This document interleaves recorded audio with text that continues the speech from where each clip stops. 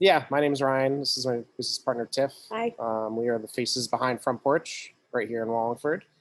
Thank you guys. I just want to get that out of the way. Thank you very much for doing this and taking your time to hang out with us, and just the support in general, honestly, is, just great. Front Porch has always started as something where we really wanted to work with and, deal with our local community. We weren't trying to, start a brand to go national, and we really wanted to start from the ground up, and that starts right in here in Wallingford. So we're really happy to be able to work with the Wallingford Public Library and hang out with you guys for a little bit. Let's get into some beer. We're gonna start with the Little Nugget, just a nice little Belgian hoppy table beer, kind of a nice little intro beer. Get your taste buds going. Give everyone a second to go grab theirs. We're gonna pour one up over here too.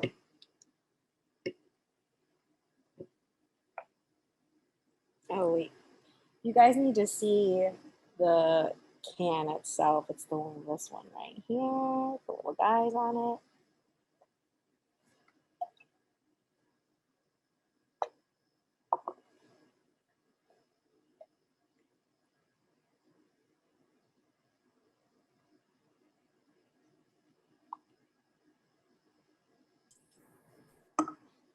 So I see there's new people coming in. So we're just starting off. I'm gonna type it in here.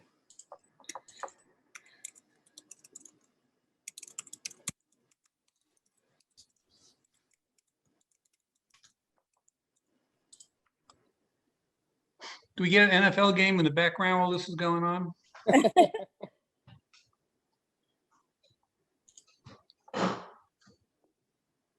It's like we got most people with beers in their hands, at least on the video. Everyone's pretty much ready. So yeah, first one, Little Nugget. This was kind of a cool beer. We brewed this way back in the day when we first opened, like early 2018. It started as kind of more of an IPA, not as much of a Belgian. And we never really went back to it. It was kind of just a one and done. And then more recently, we kind of ran into some yeast, some nice Belgian yeast that we weren't really looking for, but kind of got placed in our lap. So we kind of took it as an opportunity to try something new, but kind of have an old twist in it. So we kind of took the original base of the beer, being Little Nugget being a single hopped beer with all nugget hops, which is like a nice citrusy, earthy, American-based hop. But instead, we kind of tuned the alcohol down a little bit, so it's a very low 4.2, making this a nice, easy drinking, light. It could be dead of summer, it could be the coldest day in the winter. Just a really nice table beer. Table beer is a really cool kind of concept, I guess. It's almost like similar to table wine, if anyone's familiar with that, where it's more about like a nice neutral, light, easy drinking, not over the top flavor that can complement anything from a steak to fish, chicken to veggies. So just a nice light beer that you're not drinking two of and you're already starting to lose your night kind of mentality. But yeah, got nice big Belgian aroma on the nose. You get that nice sweet Belgian yeast. It's kind of banana-y and clovey. And then flavor-wise, you get like a nice little nuance of kind of some of those, not darker malts, but more caramely malts. Like give it kind of that nice Belgian sweetness, but still has that little bit of hoppy character that kind of plays off of it. So again, just going back to coming full circle of it being just a very approachable, neutral is a nice term I like to use. Easy drinker that you could crush on the warmest of days or the coldest. You got anything to say? Yeah, I would say it's definitely one of those beers that pairs well with a lot of different types of food, just because its overall flavor profile isn't palate wrecking. So I would say something like an old wine that you would consume with food. This would be comparable, like a table beer, almost like a table wine. Do we as an audience rate the beers? Yeah, sure. Why not? I know. One thing one thing I love about this beer is it's it's an easy drinking beer that everyone can, I think, have all of your favorite styles of beer. If someone loves stouts, if someone loves sours, it's something that that everyone will enjoy. 10 out of 10. Wow. Thank you. Thank you, Sonny. Yeah, it's great. Cheers to that. This is very unlike Front Porch as well, which I think is another reason why it's one of my favorite beers, because most of the stuff that we do on site or contract, I would say is like a little bit more on the outrageous side. You know, we're talking earlier about this 10% seltzer that we made. So making something that's a little bit lighter and, you know, is, I don't know, considered, I would say, not a really popular style in the craft community. I think we did an excellent version of it. I agree. Yes, Richard's definitely a perfect post lawn mowing beer. It's definitely definitely a great you know, time for this.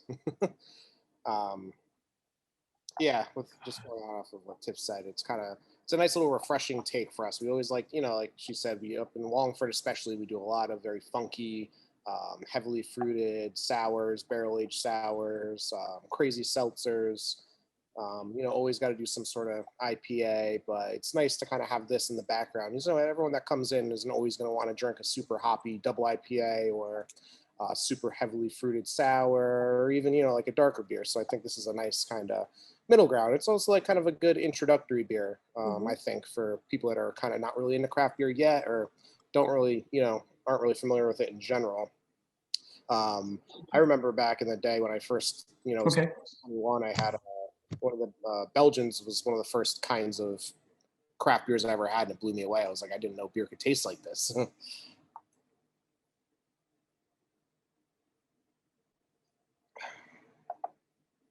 Just like the back end of it, that zest, it's so reminiscent of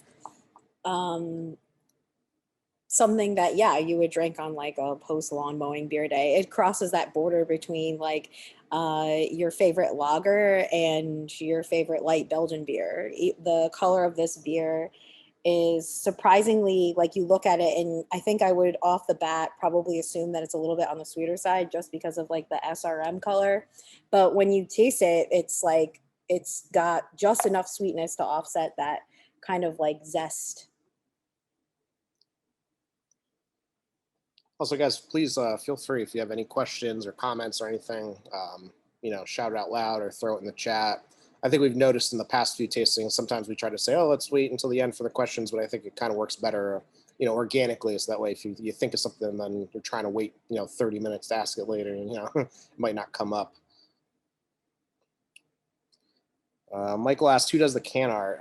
This one was a friend of ours, Tom. Tom's used to be a Connecticut resident, just recently moved up to Maine.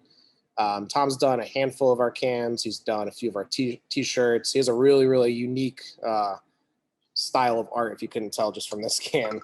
But it's pretty awesome. It's definitely standoutish in my opinion, which I think we always try to go for, is, you know, whether you're walking down the liquor store shelves and you see it on the shelf, or, you know, just in our tap room, we always try to visually grab you with our images. And I think the artists that we work with, you know, go hand in hand with that pretty drastically. They do a great job. There's not a big nugget. Not saying there never will be, you know, we always like to try something new or do something different. So maybe down the road we can kind of do a little heavier variant, a little higher alcohol. Yeah, we've done that to some of our other beers. We had like a sour finger guns that we did a variant, hand cannons, which was a double version of it. So we do play off of stuff like that with like making like a bigger alcohol percentage version. Never say never. Yeah, we did have this on tap at our on tap here, but we ran out of kegs because it sold so well. So we still have cans to go, but unfortunately we don't have it on draft anymore. But you're more than welcome to come in and grab. Yeah, you can grab a can, drink it here too. Yeah, we sell singles, you know, just for the stuff that we don't have on draft.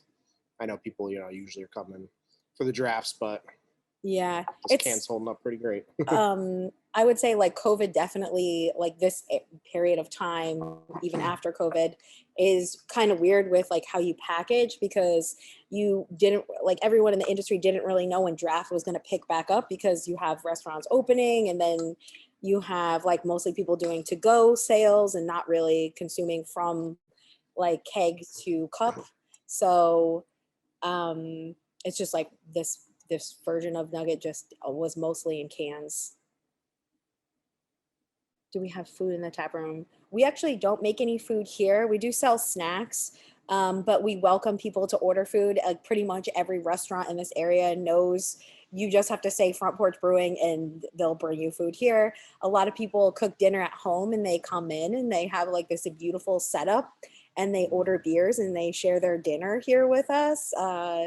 We have families that do that like multiple times a week. But yeah, sometimes for events we have food trucks. But right now we just have the snacks in house. Chris asked if we sell to area bars. We do, not as much as we did in the past. Excuse me. We've more recently kind of, for our own sanity's sake, kind of pulled back a little bit. And we've been focusing more on our operations here, kind of just trying to take care of home and not stretch ourselves out too thin. Our cans are definitely in package stores. Our kegs are here and there. We've sold to Westbrook Lobster down the road a few times in the past.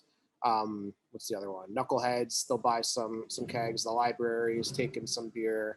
A&D package store over by the Merit, they're good. Sager over there is a really good friend of ours. He always buys pretty much everything we do. Or Yield package store right on Route 5. They pick up pretty much everything we do. Yep. Yeah, we try to, it kind of turn more into, we're one point kind of stretching ourselves across the whole state, and now we're kind of trying to focus more on our tap room and Wallingford, so more of our closer personal accounts and friendships at this point, until we fingers crossed down the road get some bigger tanks, bigger staff, bigger sales, make everything bigger. Yeah, but right now some of the stuff that we do contracts out of 12% in North Haven. They're a facility that we work with. Not only are they a contracting facility, but they're also a distribution network. And they have distribution throughout the whole country. So recently we've been able to see our product be rated and consumed in states that just never happened before. I think you said you saw or knew someone who bought it in North Carolina. Yeah. And I knew someone who bought it in Kentucky, so there's lots of different places. Yeah, that kind of came out of nowhere. Yeah, we were both like, what? On that note, that's going to be the next beer. We're going to drink Best Wishes Double IPA if everyone is ready to go. I'm not trying to force anybody to chug, but What's the Dragonfly? Oh yeah, I've never heard. Dragonfly Wines on Center Street. We partner with them on cocktail programs and stuff. Oh no way! Do they have like a bar, or is it it's a wine shop? It's a wine shop, but they also sell beer, and I'm sure Chris would know. He's there like every day. But yeah, and they're actually coincidentally because we had this postponed, we're doing a cocktail program with them next week. Oh no way! Oh, Can awesome. you send us the link to that? Yeah, definitely check it out. I'm kind of curious about that now. Yeah, I definitely have to go check them out now too. Right on Center Street, you said? Wow, it's funny. I hear so much, but at the same time, it's like I feel like I don't really get anywhere else. So if you were turning left to go to Center Street Brewing, it's the liquor store on the corner. This is the next one, the Best Wishes. Yes, we're going from 0 to 100. Got the nice light table beer, and now we're doing the double IPA. Big double IPA. So this is actually the beer that we were talking about that got sent pretty much down the East Coast. Yeah, nice big 8% double IPA, brewed with Mandarin, Bavaria, and Mosaic, which are two very favorite hops of ours. Really cool combo. Mandarin Bavaria is a German varietal that has some really nice melon, tangerine, just citrus for the sake of citrus flavors. We've used in a ton of beers in the past. I've always been a big fan of. Mosaic is a really nice American varietal that is known to be very herbaceous and grassy, but not in a bad way.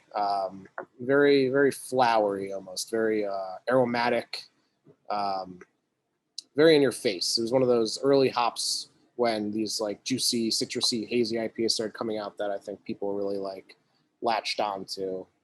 So I think the combo of those two really bring this to life in a really cool way.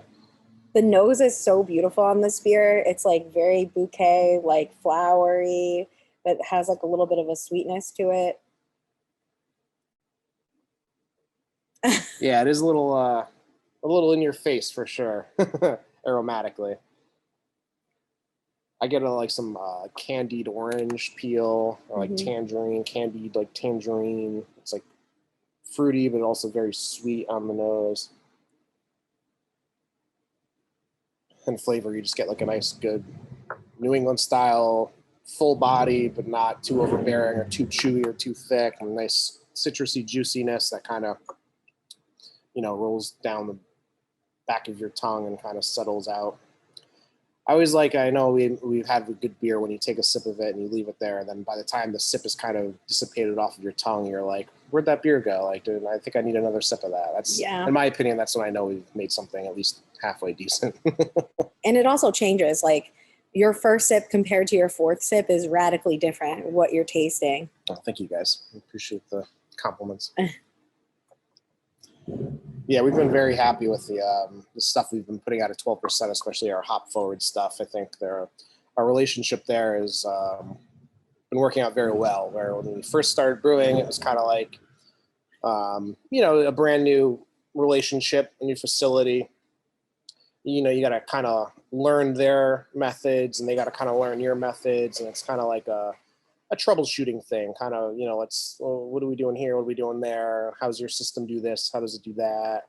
And, I think everything we put out has been very good. And I think this one, we've really kind of dialed in the little things like, okay, maybe the last one was a tad bit too bitter. So how do we tone that down a little, but we still want to get that juicy flavor and aroma. And I think this is hitting the stride for that. So I'm excited for our future stuff that's coming out of there for sure.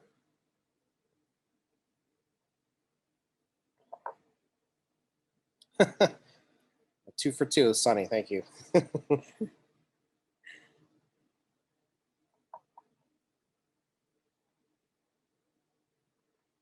I think like the bitterness on this beer is perfect for me because I guess I'm not like a huge IPA drinker, but it's like pretty soft but aggressive at the same time. So it doesn't just like finish off like a New England style IPA that is lacking any hop character in general, but it's delicious. Yeah, it's a tough balance you see these days now. It's all the IPAs that are coming out, people expect to be just, hazy, juicy. There's a whole, when I first got into craft beer, Stone IPA out of California was one of the only commercial options, really. And at the time, that was like drinking, it tasted like straight hops. It was just bitter to the point where I was like, I didn't even know what I was supposed to be tasting. And it's funny, it's almost like coffee, I like to compare it to, where you get into coffee, no one's taking their first cup of coffee straight black. Usually you're putting a little milk, a little cream, and then over time your taste buds adapt and they start to learn, how to perceive that bitterness, but also receive the flavor that's behind it. And it's a really cool thing. Coffee and hops are very similar in that, as far as your taste buds are ever evolving, and the more you test them or push them, the more you get. So if you were to give this beer to someone that maybe has never drank an IPA before, all they're going to taste is bitter. But someone that's had IPAs for a little while or is more familiar with the style, you still perceive that bitterness, but you can actually taste these flavors of these, these hop varietals in so many different ways. And I think that's one of the coolest things, even though I think the IPA has gotten a little crazy now where it's, almost at the forefront of the whole craft beer movement, but, rightfully so, because it is pretty cool how you can perceive and taste so many different things from so many different hops, because there's, everything from New Zealand to right here stateside to like German varietals that have been around for hundreds of years. And it's really interesting. I'm a big fan of variety. That's what got me into craft beer, like the fact that I remember seeing like Sam Adams when I was 19 or 20, and I was like, wow, they have 12 different kinds of beer. I thought beer was just beer, Budweiser, Bud Light, and it's just that's what a beer is. And I think that's what drives a lot of people these days is there's so much variety, and it's like, like going to a candy shop but with alcohol.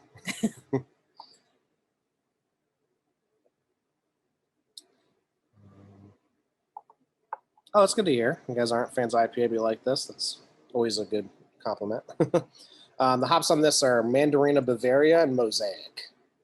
So those are two really delicate hops, I would say. They're not too I would say high in any bitterness kind of way. So it's that's why it's so soft when you drink it. Yeah, hops are cool because when you introduce them to beer, what really matters is the temperature. So even if a hop doesn't necessarily have the acids, the alpha acids that imply all the bitterness, if it's kind of low on that spectrum, if you introduce it at a high enough temperature, you still could extract those acids just because of how high the temperature is. And then on the adverse is you could take a hop that has a very high alpha acid that normally would be very bitter, and you could introduce it into the beer at a very cold temperature, which, there's no heat to extract that natural oil. So you're just getting the aroma. You're just getting a little bit of that flavor without the perceived bitterness, which is kind of how dry hopping, which is introducing beers into the fermenter after the brewing process, has become such a popular phenomenon with the IPA in the last 5 to 6 years for sure. Just introducing those hops on the cold side versus the hot. Tom, we do have some light beer in the tap room, and that's what we're going to drink next, the Rust.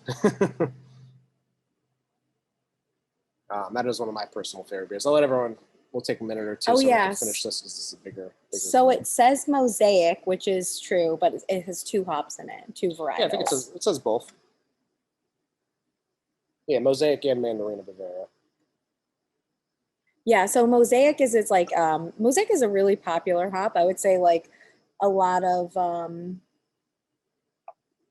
different beers that you would think are staples for IPA styles have Mosaic in them. Yeah, it is a very commercially popular hop, as far as it's a safe hop, just like Citra, which we do throw a tiny bit of Citra in here, more so to get that bitterness, because Citra naturally is a very high alpha acid, like I was saying before, with the higher the alpha acid and the higher the temperature, the more bitterness you're gonna get. Because at the end of the day, it's still an IPA, so we do want a little bit of that bitterness there, even though we're really trying to push those citrusy and floral flavors, as opposed to just being a bitter bomb like IPAs used to be. Yeah, it's definitely got a pretty unique flavor as far as the very floralness goes, as far as the Mosaic. How's everyone doing on beers? Are we still drinking? Need a few minutes? A couple minutes? So Mike asked, what exactly makes a double IPA a double besides the higher alcohol content? If we're talking textbook, like brewers, judges, competition, guidelines, by definition, a double IPA is at least 7.5% alcohol. And so it's kind of funny how we're talking about how IPAs now aren't really as bitter as they used to be, and they're more kind of just juicy and fruity. By definition, it used to be, or it's technically still is, a pale ale is supposed to be 0 to 45 IBUs. IBUs are an international bittering unit. So 0 being, no bitterness, 45 being a decent amount of bitterness. So pale ale is 0 to 45. An IPA is 45 to 65 IBUs, and then a double IPA is supposed to be 65 IBUs or more. I can safely say that there's probably 0 double IPAs in the market right now that are truly 65 IBUs or more. Because just like I said before, it's kind of funny how this whole IPA style has shifted so drastically. It used to be, you're drinking bitter, hardcore bitter hops, to now it's more focused on the juicy flavor and the haziness, you know, the citrusiness. So, you know, people will put out double IPAs that have 10 IBUs, which, so I think more recently, which, you know, I think in an ever evolving market, especially beer that has just exploded in the last decade, that I think maybe some of this they need to update a little bit. But yeah, truly, I think these days you're seeing double IPAs that are like barely pushing 10, 20 IBUs. And then you see someone put out a beer that has like more than that, and people are complaining, oh, it's too bitter, it's too bitter. You know, after some people that have only gotten into beer in the last few years, they've never, you know, had an IPA, a traditional IPA that, you know, used to be that bitter and that, like, you know, astringent almost on the palate. So it's almost like the whole market's kind of just been retuned, reconditioned for this to be, you know, the standard. So it's kind of, that was a really good question. It's a pretty unique thing where we're dealing with a style of beer that has completely evolved in the last, you know, not like even probably decade, like half decade. 5-6 years. Yeah, 10 barely. years. Yeah. Two Roads. Yeah, Two Roads is a good example of when they first started back in like 2013, 2012, 2013, I think. They still have it. Their Honey Spot Road. They call it a white IPA. Mm-hmm. White IPA was technically the term for what we call now the New England style IPA, which is just an IPA brewed with usually a pretty copious amount of wheat or oats, things that create haze and keep that minerality in suspension to make it, you know, pretty much look like orange juice at this point. But it's kind of cool. That was such a short phase of, we didn't really know what to call it because it wasn't really an IPA traditionally, but it still kind of was the way you introduce the hops, but it had this totally different body and mouth feel. So for a good short stint there, it was just a lot of white IPAs out there. And then all of a sudden it was the Alchemist. Yeah, the Alchemist up in Vermont started creating a heady topper, and that changed the game entirely. And that made everyone kind of be like, okay, well, this is an IPA from New England. This is what we expect for the IPAs in New England. And then now it's a what do you call it? A recognized style with the brewers judging group. So it's pretty wild how much beer has changed in the last barely handful of years. Yeah, it's funny to see like breweries that are in Europe that use the style New England style IPA like on their boards and on their labels, because it's like, oh well, we were just like drinking beer in this area of the world when this style was created. Mm-hmm. So everyone has like their own kind of like mark on it. You think about a lot of those like other breweries out there that have coined specifically New England style IPAs. Mm-hmm. How's everybody doing? Good for the third beer? I would say, yeah. So like, really, there's like a bunch of different styles of IPAs. There's West Coast style IPAs, New England style IPAs, and then there's just like strictly East Coast style IPAs too. That's a different, like if you think about Sea Hag and you think about something that's like this, those are two different types of beers. And when you think about an IPA, so there's definitely, I would say, smaller categories that start to happen with that terminology. Yeah, it's interesting too, because you know, they could be making more of like a West Coast style IPA in Colorado, but they could also be making, you know, a New England style IPA, even though they're obviously very far from New England. Yeah, because it's just like that style of beer. So you could be in Europe and make a New England style IPA. Mm-hmm. It's just like how you actually make it or mimic mm-hmm. it. Yeah, it comes down to the yeast. And like I was saying before, with using all that wheat and oats that you don't really use in a lot of other styles. Mike asked, what is an Imperial IPA? That's just synonymous with double IPA. It really comes down to what people like as terms. You'll see some breweries like to use Imperial, some like to use double. I think Imperial is technically like again, going back to the whole like the Brewers Judge Commission for the country or whatever. I think that's the technical term they use, Imperial, but I think it's like an Imperial / double. So it's kind of, they acknowledge both of them at this point, but What were the original IPAs like that went to India? 'Cause- Probably a lot like West Coast, I would assume, like a water-based, a darker water-based, because like if you think about beer back then, it was mostly like porter and runoffs of porters. So yeah, I would say dark and extremely bitter. there's actually a lot of debate over that whole, like the traditional story of the IPA is, oh, it was beer that came from India, but it was spoiling before it got over here. So hops were a natural preservative. I mean, they still are. They are a natural preservative. So they were just introducing all these hops into beers to make it over the whole boat trip to get here before the beer would sour and spoil. Don't quote me on that, because I've heard in the past that that's not actually a historically accurate depiction of how the IPA actually started. A couple beers deep now, I honestly couldn't tell you off the top of my head what the story is, but I'll have to Google that one later. Maybe we could talk about it in the next. A great book is also like there's a history of fermentation. I think fermentation in general is very interesting outside of beer itself, because if you think about it, like there's a lot of different styles of alcohol that is made with different natural elements, not just grains, honey, herbs and stuff Corn. like that. Yeah, corn.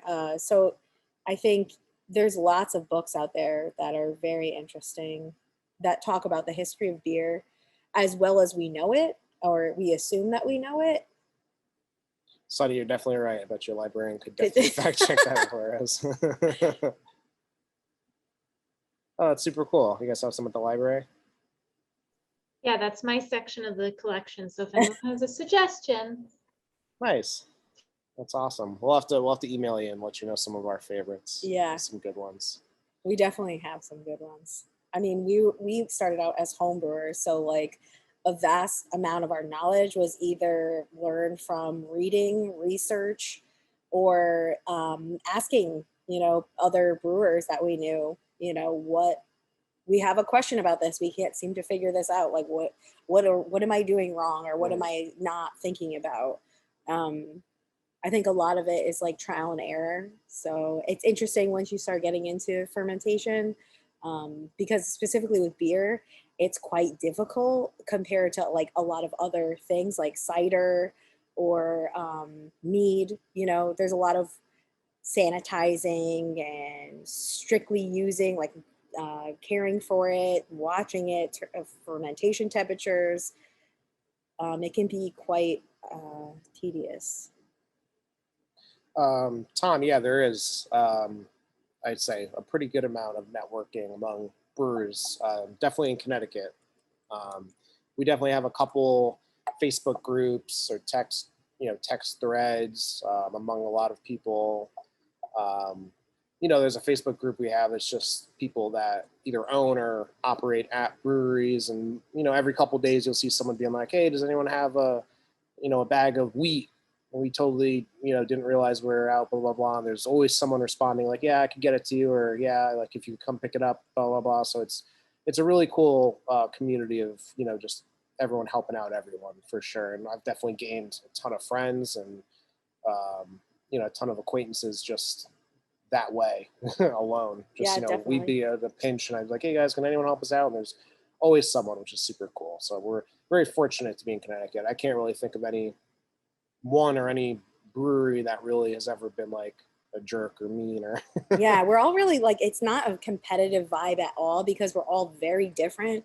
I mean, obviously we're all making the same product, but at the end of the day, it all consistently tastes different because of, a lot of factors, water, yeast.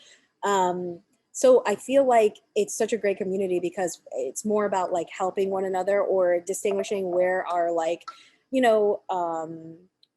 where we excel in our own little, bubble, Front Porch's bubble. And like, we're friends with so many different people who own like bigger commercial breweries, smaller breweries, that do wildly different kinds of things. Yeah, it is. It's comforting too. Sounds like you guys are ready for the next beer. So we're going to do the Yeah. When I Rest, I Rust, aka the robot beer. This is a German style Pilsner. We call it a German style Pilsner because we use all German Pilsner malt.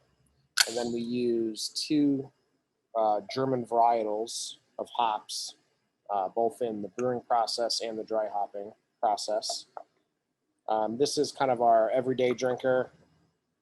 Kind of our, when Tom asked earlier if we have any light beer, you know, this is our light beer. This is one of our, you know, our babies, one of our, what do you call it, pet projects that we've been working on, you know, ever since we started. Yeah, I would say like this like nugget, this beer started here. And we really liked it. And it was really funny to me because we've never wanted to make a lager before. And as homebrewers, we never made a lager. So it was surprising when we were like, okay, we need to make something. We need to make something for people who come here who don't want to drink sours or IPAs. So let's just try. And then we tried and we were like, wow, this is actually really great. And so we contracted it, and it's been like the amount of feedback that we get from this beer is phenomenal because people just love it. People seek it out. We have people who come to, you know, purchase this beer every time it's packaged. Thank you guys for the compliments. This is the beer, you know, we put out all these crazy IPAs or sours or hypey stuff that people come out for, but when someone comes in looking for this beer, that's like what makes my heart happy. Someone asked, all 3 have been the same temperature and poured the same. This one had a massive head compared to the other 2. What determines head size? At the end of the day, it really comes down to protein. Protein really adds that longevity of the head. So if you have a beer that, you know, like the sours, bringing the pH level down so low, even if you have like a high protein count, for some reason the pH level will just defer that super hard and kind of just shut it down, which is kind of a brewing anomaly still. We're not really 100% sure why it does that, but we've noticed we don't really get many sours that can like build a head like this. But the lagers, especially with Pilsner malt is definitely a very high protein grain that definitely lends a very thick, fluffy head. So we use Pilsner malt, you know, and beer's not just Pilsner. So this is, you know, obviously just the straight Pilsner. So we use this, and we use a little bit of other malt called Caramunic, which adds just a little bit of that caramel flavor that we get from the Little Nugget too, but just in a very, very small amount. But the grains for sure, depending on their, you know, how much protein they not only hold residually, but transfer, you know, through the brewing process of taking those grains, and what you're pretty much doing is mashing them up and stripping them down to get their enzymes and get their protein chains. And what we do is you introduce water at a certain temperature, and that pretty much converts those protein chains into residual sugars. And that creates pretty much a big pot of sugar water, which we call wort. Then you boil that off for a little while. Then when you have all this, you know, sugar-filled wort, you throw that into the fermenter, and then you introduce the yeast. And yeast is pretty much sugar's not best friend, but best enemy, where yeast just wants to eat up every little bit of sugar it can. And that's the miracle of beer right there. But yeah, this one is very near and dear to both of our hearts, as far as even, yeah, someone just said your favorite can design too. This is actually a good buddy of ours, Mike Miggs.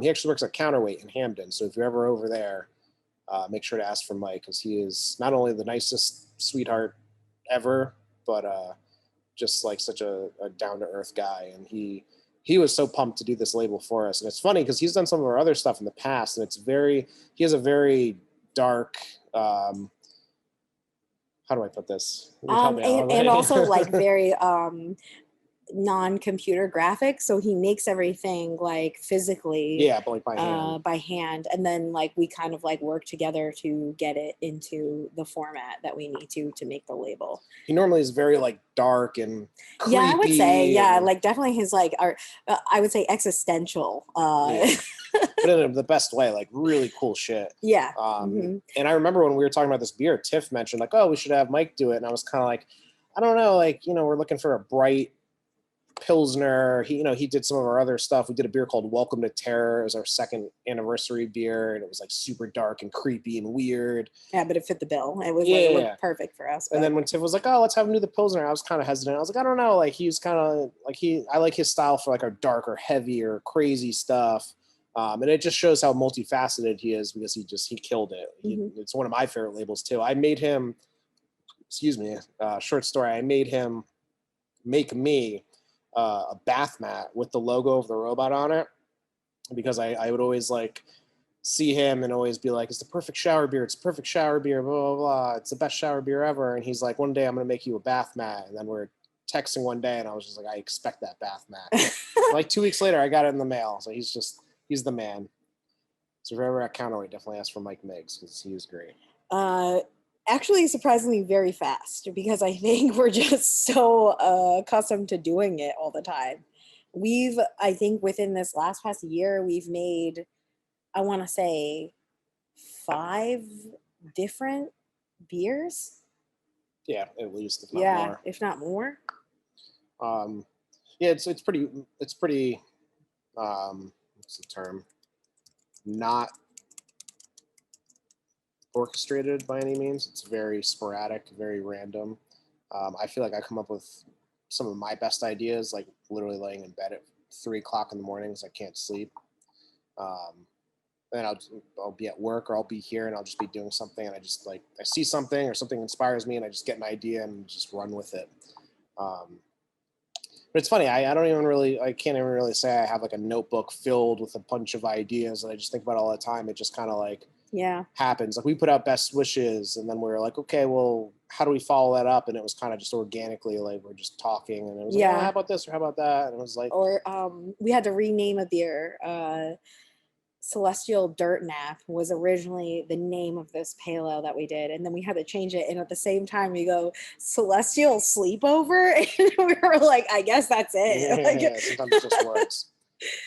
We just brewed a massive imperial stout this past week, which we're very excited about. So give us like 2 to 3 weeks and keep an eye on our social media and we'll be coming out with something pretty wild. It's not that wild, but it's pretty awesome. Shower beer definitely should be its own classification of beer, for sure. A shower beer is kind of like an after lawnmower beer. You want something put you in a good mood. It's a special breed. It's like, I don't think I've ever gone in the shower and wanted to drink like a Best Wishes, like a double IPA like that. Or even a Little Nugget. And I think a Little Nugget is so faceted, like multifaceted, where you could drink it anywhere, enjoy it with anything. But for some reason, this beer, Rust, is like, this is my shower beer. Like, this is, if you had one of those fucking days and you just need to have a beer in the shower, this is it right here. Do you ever bring in taste testers? I mean, I think feedback, Ryan and I both we have other jobs outside of here, and it's both in the service industry. And I think my favorite thing is seeing feedback. So like being at a bar and somebody walking in and asking if they have a beer that I made on draft is the most insane thing, because they don't know who I am.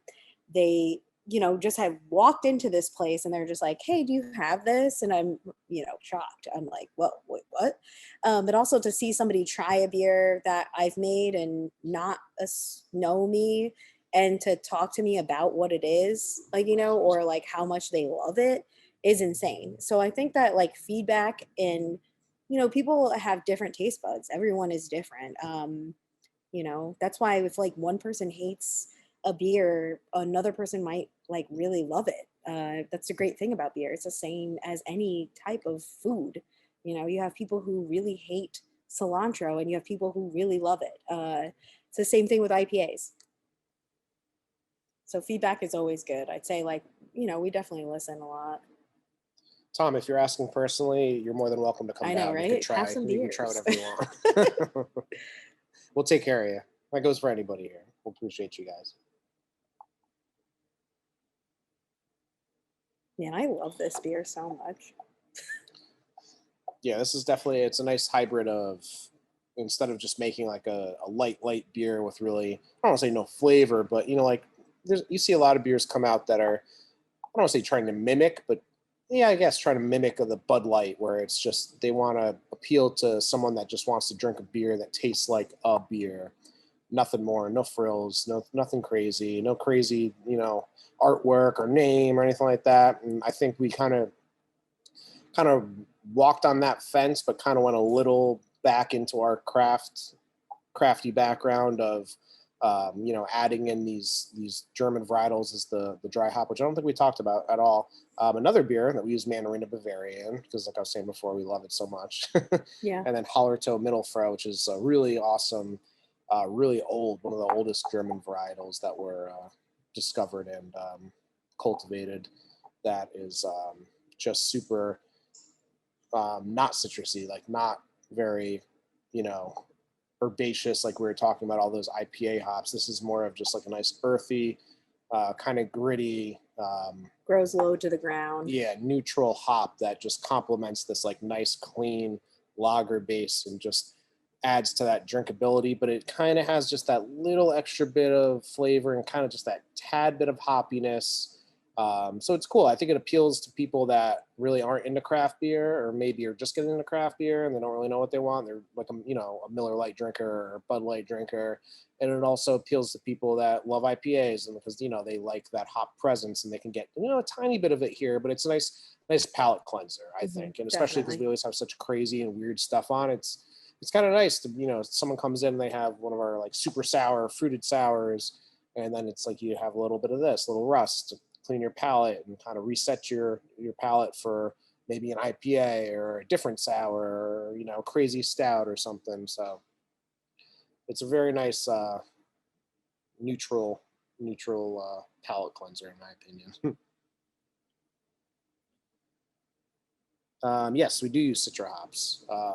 Best Wishes did get a little bit of Citra hops. I didn't think enough to label it, which is why it just says Mosaic and Mandarin of Bavaria. Reverse Mermaid has definitely had Citra hops. Yep, we have a whole series of reverse mythological creatures. It started with Reverse Mermaid, which we've done a ton. We did Reverse Centaur. We did Reverse Gorgon. We did. Well, Reverse Sphinx is coming out. Yep, we got Reverse Sphinx in the tanks. I think it got brewed on Monday this week. I hope it got brewed on Monday this week. And all of those are pretty much Citra and Mosaic, and then we kind of throw in a third hop. So Mermaid was Citra, Mosaic, Simcoe, and then Centaur was Citra, Mosaic, Amarillo, and now we're doing Sphinx's Citra, Mosaic, and Strata, which is a cool hop that we've never really messed with. We've kind of just tasted from other friends and other breweries, which is another cool thing where it's before where we're talking about like camaraderie and other breweries in the state. It's someone will be like, oh man, you got to try this beer we just put out, it's really awesome. And it's like, oh, what'd you use? And the Strata hops. We're like, okay, well now we got to put that on our list. Excuse me. I mean, I know nothing about sports, so I'm yeah, just we like... are not sports people, Pod Vader, so I have no clue what the Pistons did. But everyone who works in this tasting room is pretty much a sports person. Yeah, they are, which is funny because we aren't at all. Yeah, we're like all of our employees are. Was there someone? Was their number one draft? Like, was their name something similar to a hop or something? We're missing the joke, guys. The dad joke. Hops are in beer. Hops refer to a guy's jumping ability. Yeah. Well, as a dad to a 2.5-year-old, I'm kind of disappointed in myself. So it wasn't a Dennis Rodman joke? I like it. I'm all for dad jokes. Yeah. We were talking about lawnmower beers before. I was like, nothing has been cooler than getting a house and mowing my own lawn. I was like, I'm finally there. So now I just got to get some New Balances. Oh man, my husband totally has New Balances. Oh, we're such a cliche.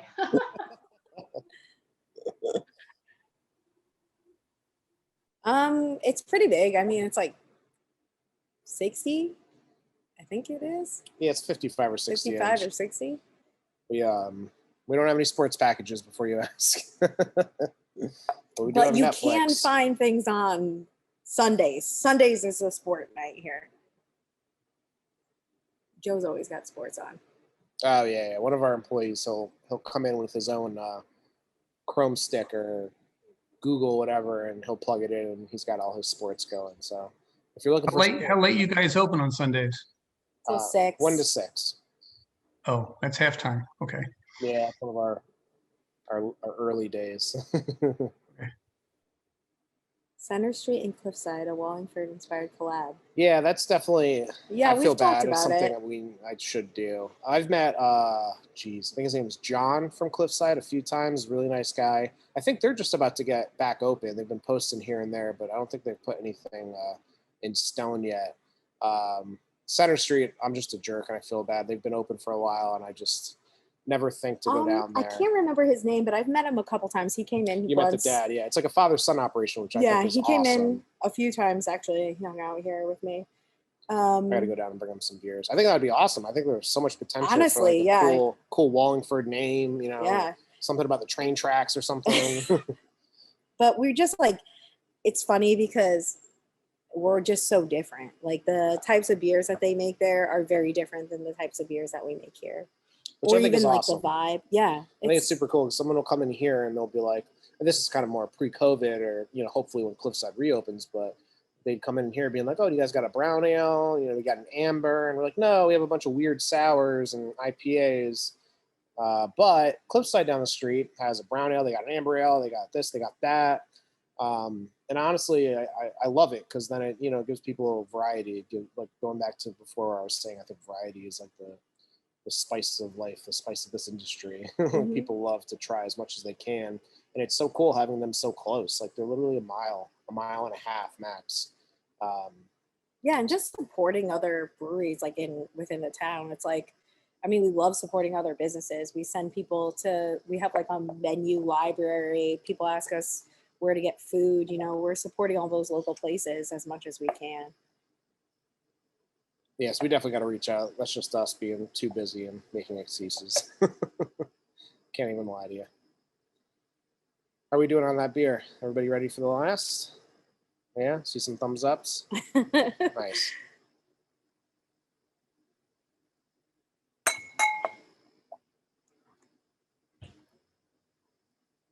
All right, talking about sours, killer limes from outer space.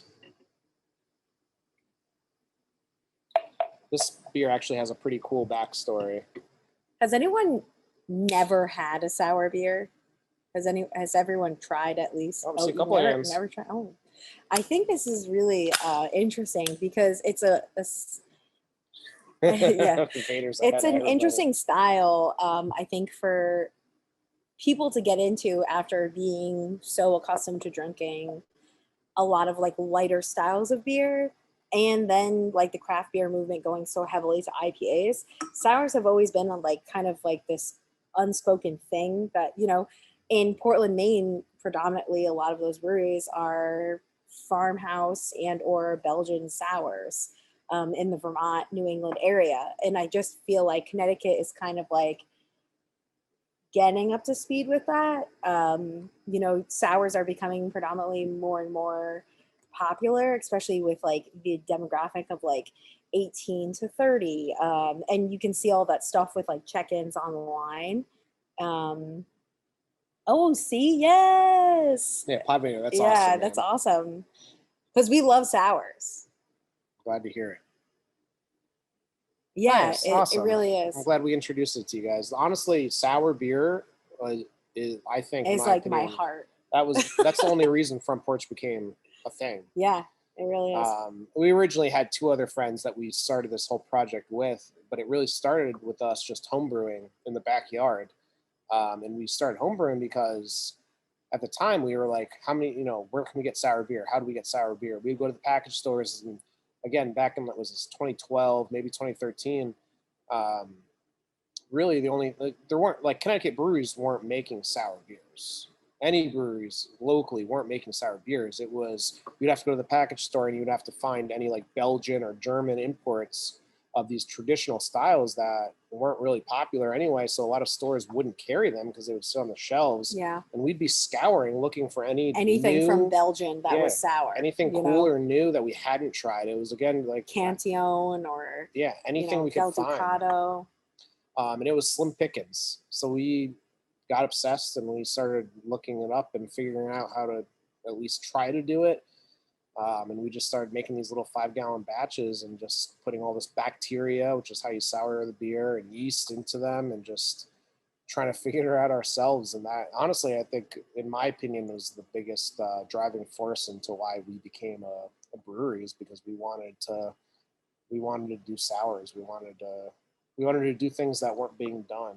We brewed a sour way back in the day. We put kiwis in it, and at the time that was unheard of. Like, there was no commercial beers that did that. There were no small breweries that did that. And we were just like, no, like, we just want to try to do something different. So that's super awesome to hear that, almost 4 years later, we have people that we, just introduced to sour beers in the last tasting. And I hope it stuck. I hope you guys like them, and I hope you're drinking more of them. And it's awesome because now you see every single brewery has at least a sour, if not more. Sour Tangy. That was the last beer that I made. That's such a good beer, isn't it? Oh yeah, we have that on tap right now. Yeah.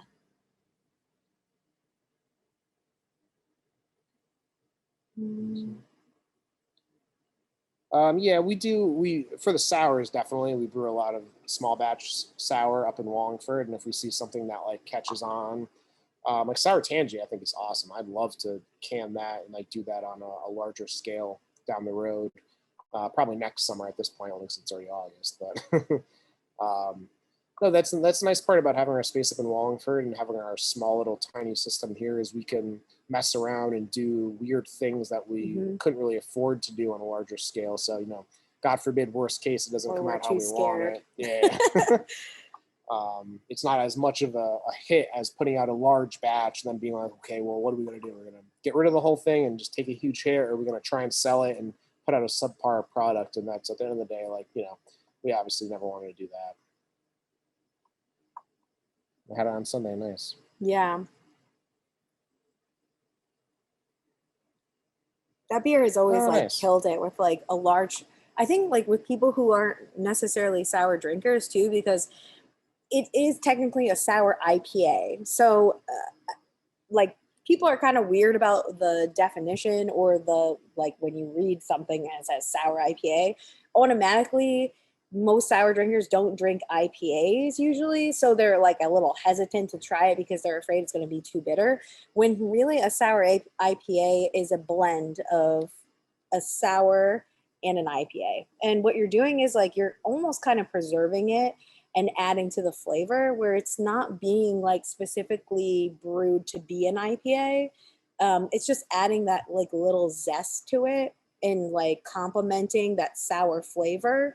So even on draft right now, we've had a couple party gals that are dry hopped, and I feel like people are getting kind of used to this, kind of notion that like, yeah, there are hops in sours. There's predominantly always hops in sours because you want to keep them fresh. And, when you think about the whole reason why India Pale Ales even existed was to preserve, that beer. Is like, you're doing the same thing with a sour, but you're just not aggressively doing it. You know what I mean? It's just like a complement to the flavor itself. It's a cool style. It's kind of like like Tiff was saying, it's almost like a anomaly. Like, you don't really see a ton of breweries do them. They're not like super popular, but at the same time, you do find that niche crowd that like really appreciates it. And I like it because, you, like Tiff was saying, we brew like a really sour beer and we brew a really hoppy beer, and we blend them together.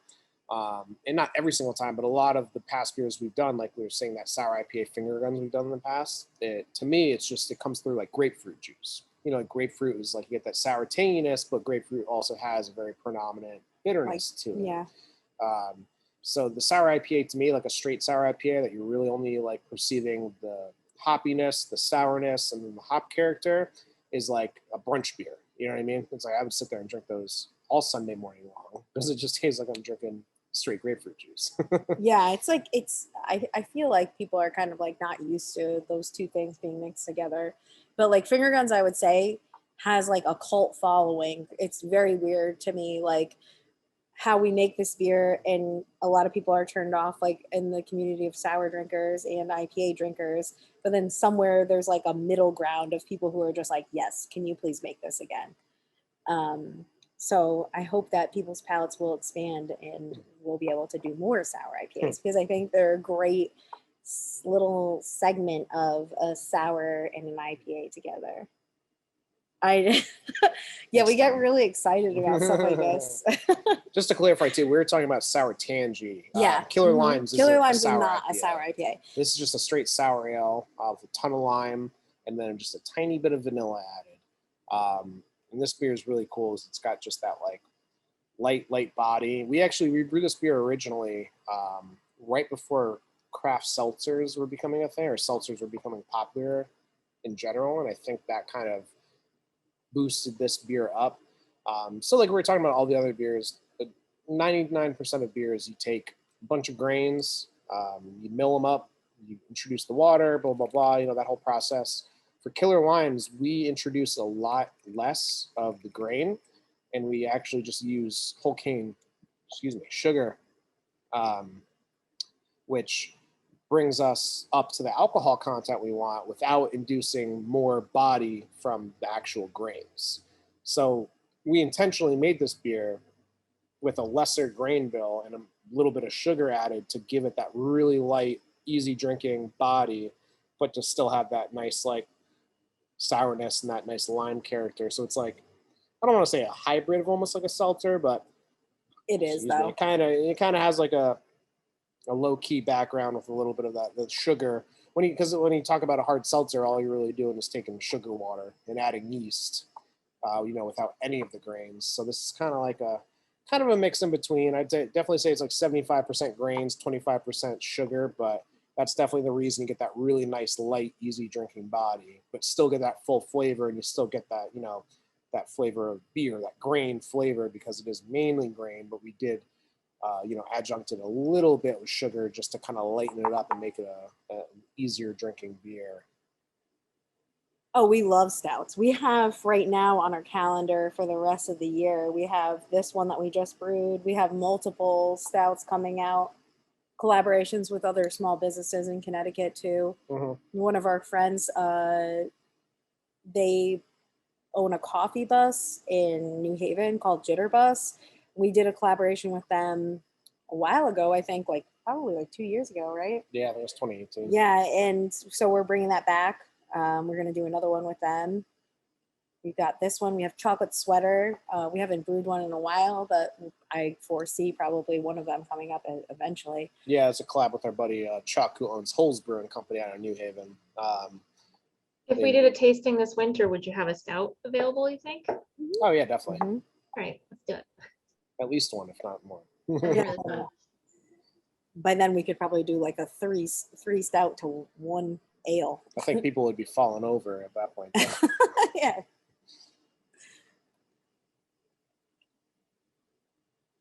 Yeah, you can tell this beer does it drinks a lot lighter than say a lager or anything, the lightest that you can think of.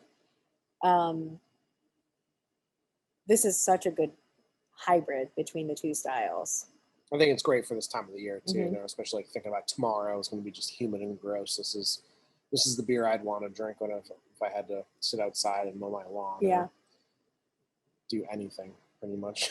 But I think it just has a nice that tart acidity. It's like a pucker to it. Yeah, but the lime kind of gives it a little bit of a funk. It's almost like a little, funky, but not overbearingly weird or way too acidic. I think it's got a really nice balance of the drinkability is balanced with the acidity and the lime flavor. We've never done a cucumber beer, but I would be interested in a cucumber seltzer since it's it ferments out so much cleaner. There's no residual sugar or anything like that. I did have a cucumber cider that New England Cider made probably 3 or 4 years ago. They haven't done it again, but it tasted like a pickle, almost like a pickle cider. I think that they're hesitant to do it because it's such a small crowd, which is unfortunate with these kinds of styles, is what I'm saying, sour IPAs. And stuff like cucumber, beer or cider is like, you make it for the masses, but then there's only like a couple people who are really interested in it. But that's what's great about this location, is that we're like able to do like a small batch of something and just see how people respond to it. It would definitely be something I'm interested in doing. Michaela, we don't necessarily make gluten-free beer, but we do brew our seltzers. And they're all gluten-free. And then we normally always have, like we're just saying, New England Cider Company, our neighbors down the road. We usually always have them, at least one of theirs, on tap as a guest tap, just for, we realize everyone that comes in can't drink straight, beer. So we always have at least one, if not more, gluten-free options for sure.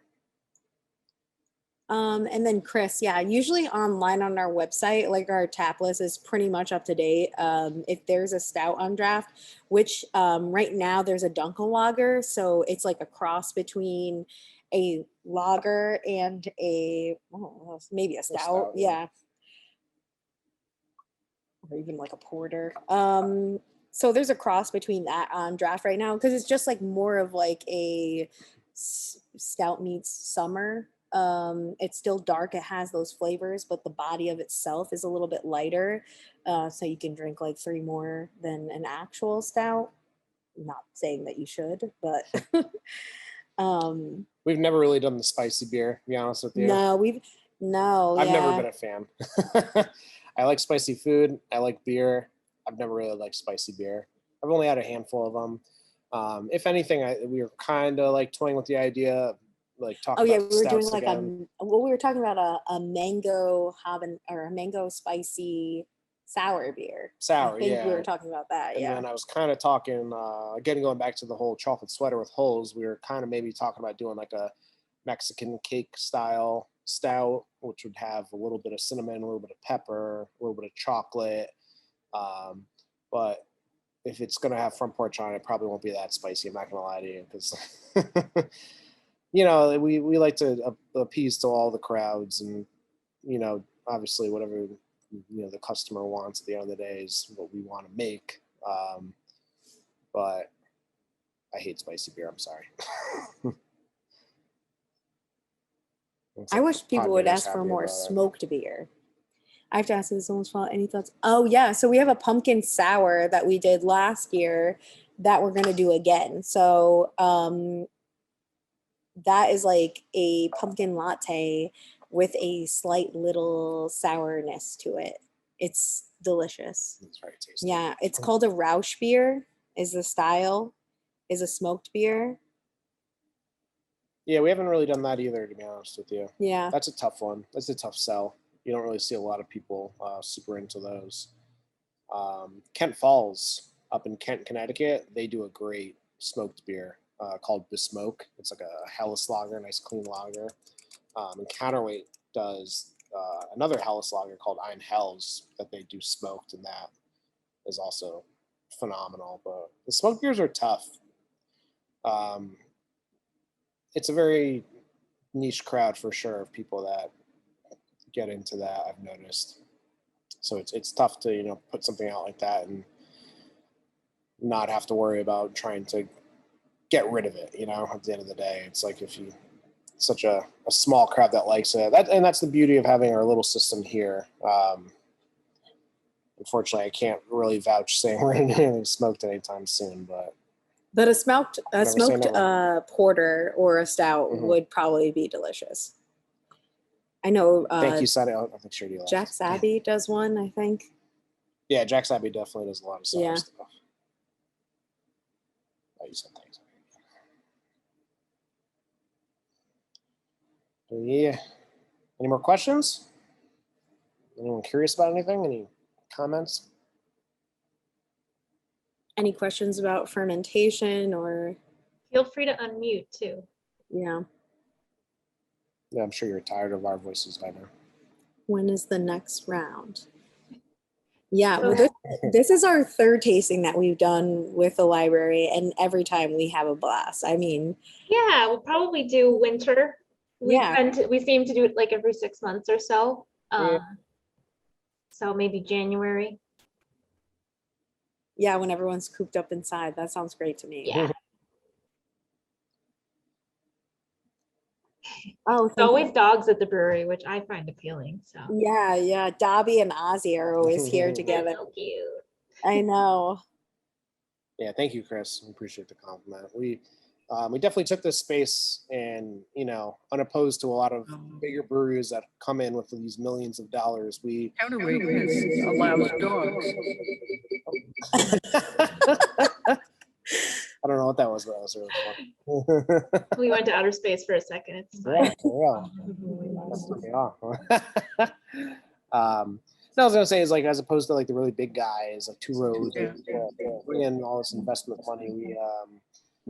We started very organically. We, you know, the money out of our own pockets kind of mentality, and we're, you know, just trying to do this from the ground up very organically.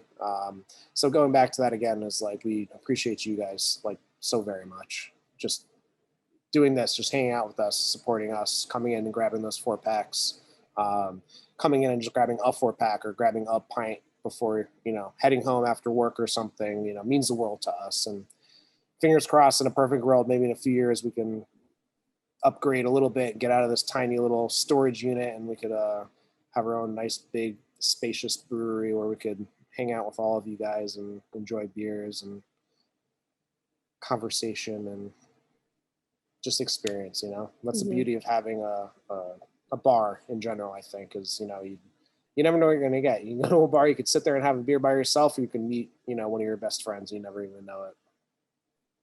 I think everyone here is in favor of that. So You're welcome anytime. Yeah. We have to do an in-person tasting though, at least next year.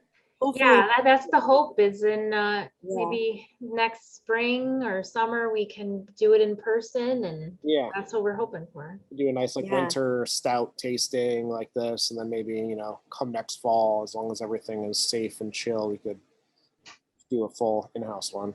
Yeah, A little more We can have personal. a food truck and everyone can hang out. I love it. Well, I'll be in touch about that. But thank you guys again. As usual, it was a blast. I didn't have any beer because I can't have beer, which is sad, but I enjoyed it. You got Anyway. seltzer, right? Not tonight, but you got seltzer at least. It's true, I did. You That's had at great. least something from Front Porch. And thank you everyone for coming. Yeah, thank you guys. Thank you everyone guys coming. for all the support. And thank you, Leia, again for doing this. It's always so great. Always a We appreciate pleasure. you.